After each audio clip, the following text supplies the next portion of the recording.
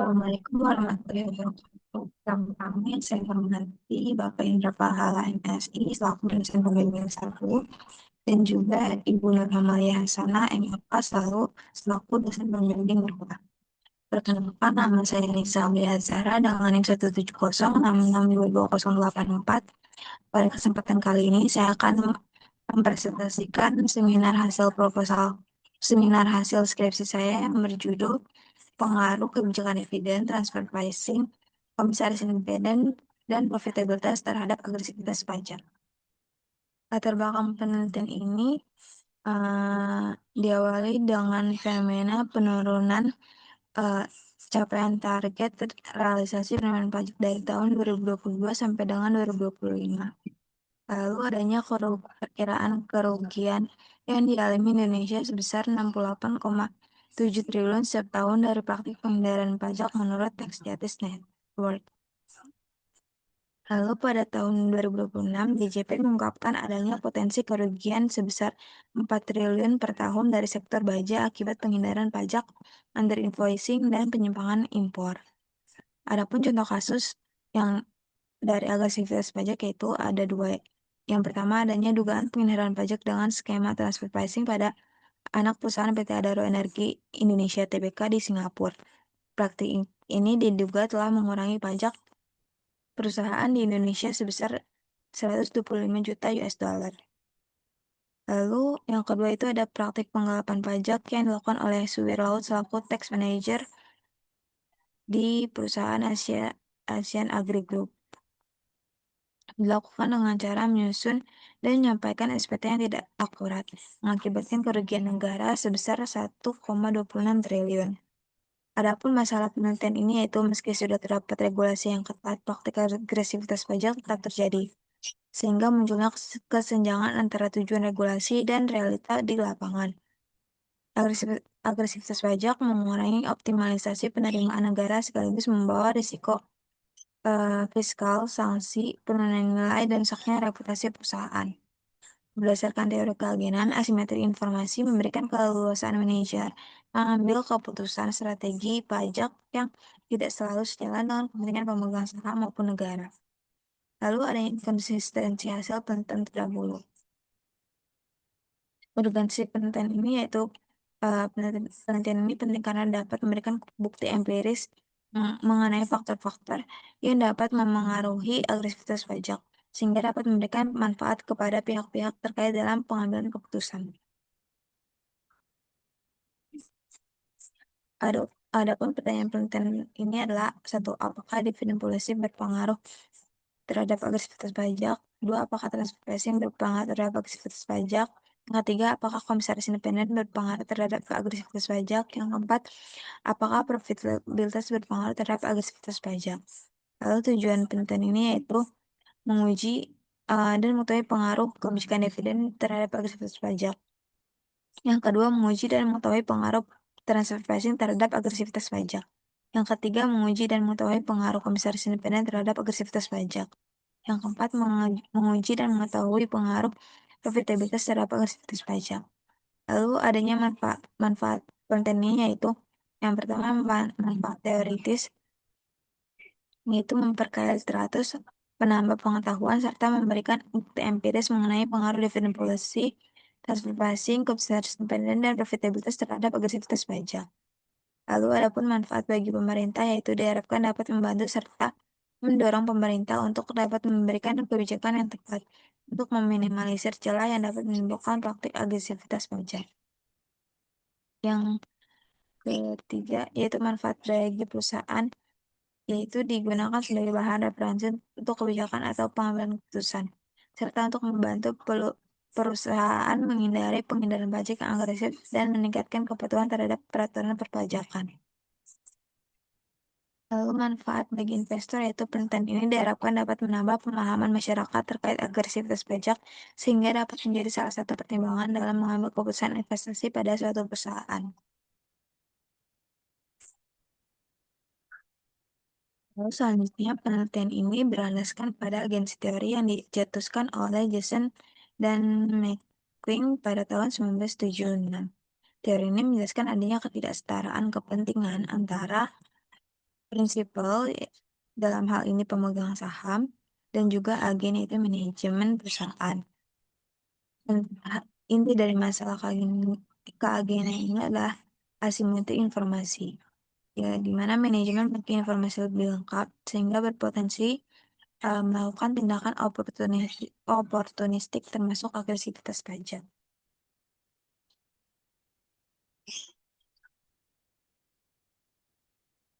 Berikut adalah hasil penelitian terdahulu di mana masih terdapat inkonsistensi terhadap hasil penelitian terdahulu.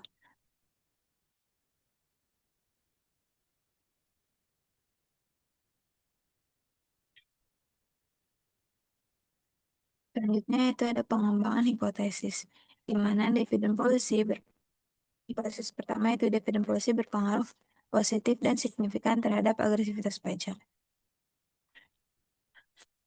Yaitu jika dividen policy tinggi, maka tekanan menjaga stabilitas dan benefit meningkat, sehingga praktik agresivitas pajak meningkat.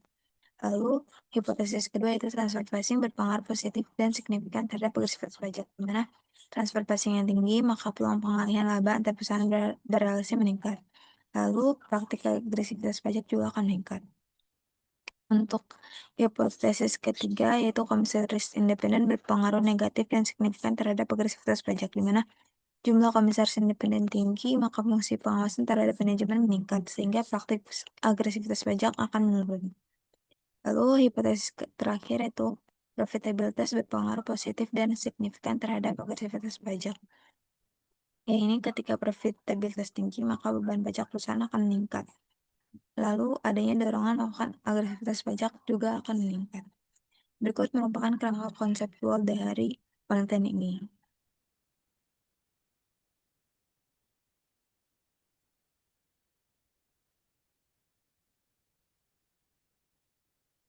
Selanjutnya adalah ada metodologi penelitian. Unit analisis penelitian ini yaitu perusahaan manufaktur yang terdaftar di BI periode 2022 sampai dengan 2025. Sumber data yang digunakan yaitu data sekunder dari yakni laporan keuangan audit dari website BI dan masing-masing perusahaan. Lalu teknik samplingnya yaitu menggunakan composite sampling. Untuk teknik analisis yaitu ada statistik deskriptif, uji pemilihan model, uji asumsi klasik, dan uji hipotesis. Adapun hasil data penelitiannya yaitu sebesar 168 data observasi.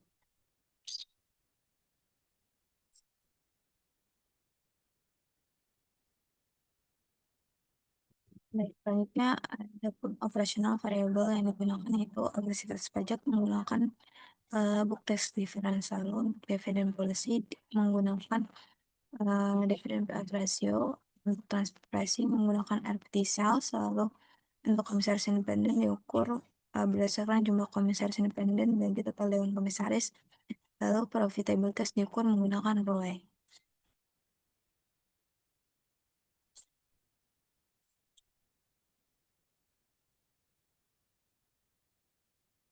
Adapun hasil statistik deskriptif yaitu sebelum outlier terdapat jumlah observasinya itu ada 240 dan sesudah outlier itu ada 168.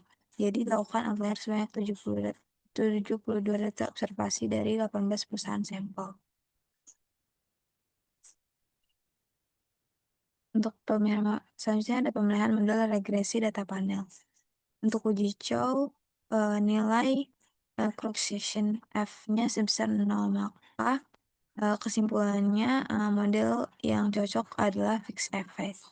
Lalu untuk uji Hausman, nilai cross section randomnya sebesar 0,1 lebih besar dari 0,5 sehingga kesimpulan model yang dipilih yaitu random effect model.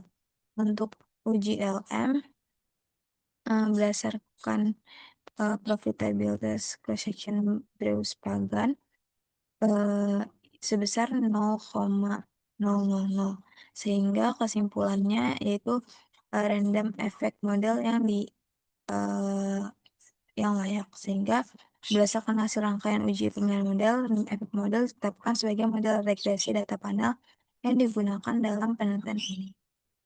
Menuju normalitas, dapat dilihat bahwa nilai Jacobi probability-nya sebesar 0,61469 yang berarti lebih besar dari 0,5. Dapat dikatakan bahwa data terdistribusi normal. Lalu untuk uji multikolonialitas, nilai centered FIF dari setiap variabel independen lebih kecil dari 10 sehingga dapat disimpulkan bahwa tidak terjadi multikolonialitas. Lalu untuk uji heteroskedastisitas,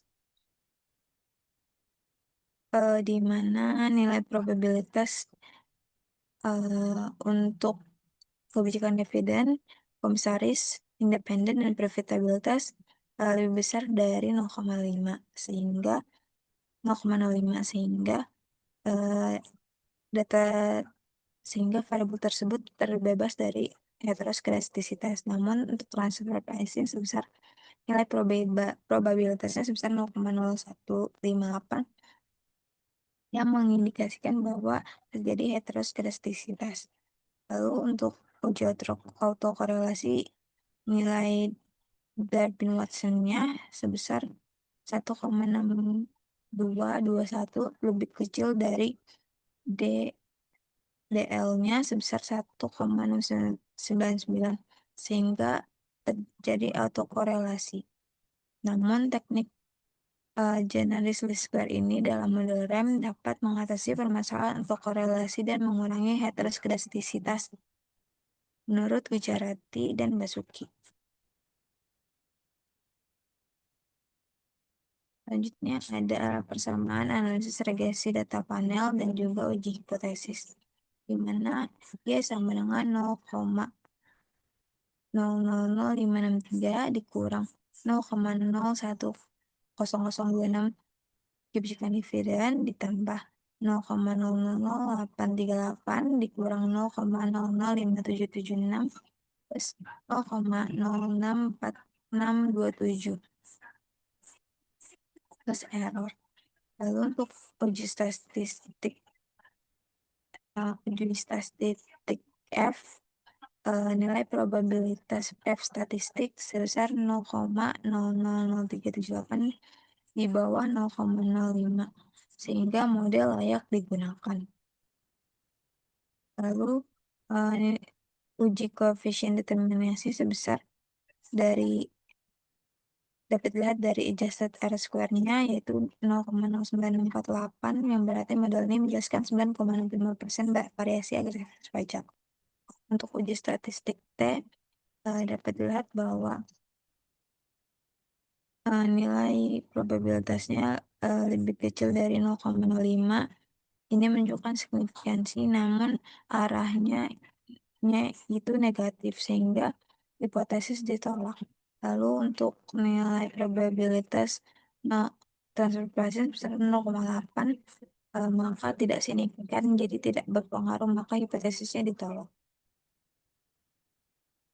Untuk variabel komisaris independen, nilai probabilitasnya lebih besar dari 0,05 sehingga hasilnya hipotesis 3 ditolak. Lalu untuk probabilitas variabel profitabilitas itu sebesar 0,004 lebih kecil dari 0,005 dan koefisiennya itu ada sebesar 0,064 sehingga hipotesis 4 diterima. Pembahasan yaitu kebijakan dividen berpengaruh negatif terhadap agresivitas pajak, yaitu semakin besar pembayaran dividen, semakin rendah kecenderungan perusahaan melakukan agresivitas pajak. Ini sesuai dengan teori Kalginan, di mana pembayaran dividen berfungsi mengeluarkan kelebihan kas dari kendali manajer sehingga peluang terjadinya tindakan oportunistik menjadi lebih kecil. Selanjutnya, ada transfer pricing yang tidak berpengaruh terhadap agresivitas pajak. Tinggi ataupun rendahnya transaksi pihak berrelasi tidak terbukti memengaruhi kecenderungan perusahaan untuk melakukan praktik agresivitas pajak. Ini dapat dipengaruhi oleh ketatnya pengawasan otoritas pajak terhadap transfer pricing melalui penerapan arm's length principle, sehingga perusahaan cenderung berhati-hati melakukan transfer pricing. Lalu, komisaris independen tidak berpengaruh terhadap agresivitas pajak, di mana besarnya proporsi komisaris independen tidak diikuti dengan penurunan praktik agresivitas pajak. Dan sebaliknya, hal ini mengindikasikan pemenuhan jumlah komisaris independen hanya sebatas formalitas untuk memenuhi ketentuan minimal 30% dari Dewan Komisaris berdasarkan peraturan OJK nomor 33 garing POJK titik 04 garing 2014. Selanjutnya, profitabilitas berpengaruh positif terhadap agresivitas pajak, yakni semakin besar profitabilitas perusahaan, semakin tinggi pula kecenderungan perusahaan melakukan praktik agresivitas pajak. Sesuai dengan teori keagenan, prinsipal mengharapkan agen memaksimalkan nilai perusahaan melalui peningkatan laba, sementara agen juga terdorong mempertahankan kinerja yang baik. Lalu adanya asimetri informasi memberikan peluang bagi agen mengambil keputusan perpajakan yang dapat mengoptimalkan laba, termasuk melalui praktik agresivitas pajak.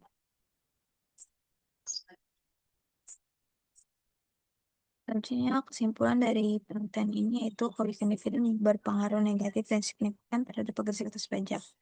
Lalu yang kedua, transfer pricing tidak berpengaruh terhadap agresivitas pajak. Yang ketiga, komisaris independen tidak berpengaruh terhadap agresivitas pajak. Yang keempat, profitabilitas berpengaruh positif dan signifikan terhadap agresivitas pajak. Adapun implikasi teoretis, yaitu mendukung teori keinginan serta memperkaya literatur terkait faktor-faktor yang mempengaruhi agresivitas pajak pada perusahaan manufaktur. Lalu implikasi praktisnya itu bagi pemerintah memperkuat pengawasan terhadap perusahaan yang dengan profitabilitas yang tinggi, meningkatkan efektivitas pengawasan transaksi pihak berrelasi dan tata kelola perusahaan. Lalu yang kedua, ada perusahaan yaitu menyeimbangkan efisiensi pajak dengan kepatuhan terhadap peraturan perpajakan, meningkatkan efektivitas peran komisaris independen dalam mengawasi kebijakan manajemen. Lalu yang terakhir itu ada investor mempertimbangkan kebijakan dividen dan profitabilitas sebagai indikator resiko agresivitas pajak.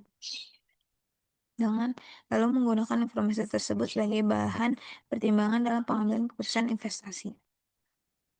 Ada keterbatasan. Yang pertama itu adjusted R square sebesar 9,65%, sehingga masih terdapat 9,35% variasi agresivitas pajak yang dijelaskan oleh faktor lain. Kalau penelitian ini hanya menggunakan perusahaan manufaktur BRI yang pada periode 2022 sampai dengan 2025, sehingga hasilnya belum dapat digeneralisasi ke sektor lain.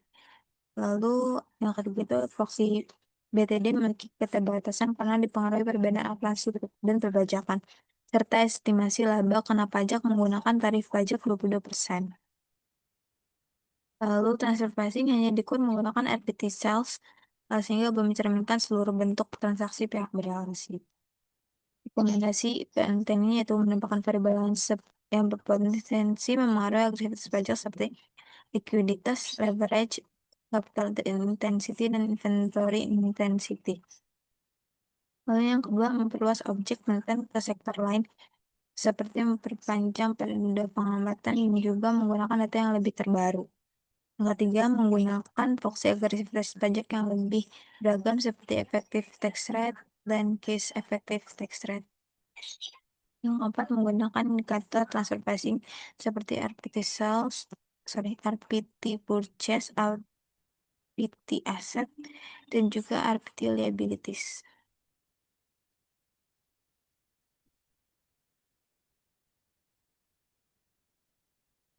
Sekian yang dapat saya sampaikan. Kurang lebihnya mohon maaf. Wassalamualaikum warahmatullahi wabarakatuh.